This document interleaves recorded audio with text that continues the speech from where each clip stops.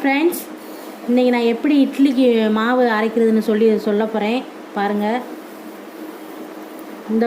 இந்த டம்ளரில் 6 டம்ளர் இட்லி அரிசி, 2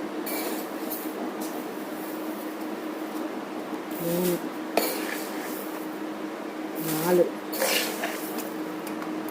5 6 இதே டம்ளருக்கு 4 டம்ளர் பச்சரிசி,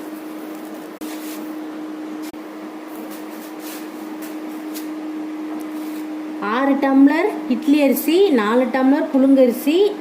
இதே டம்ளர்ட்டு 1 டம்ளர் உளுந்து, இதே டம்ளருக்கு 1 டம்ளர் உளுந்து,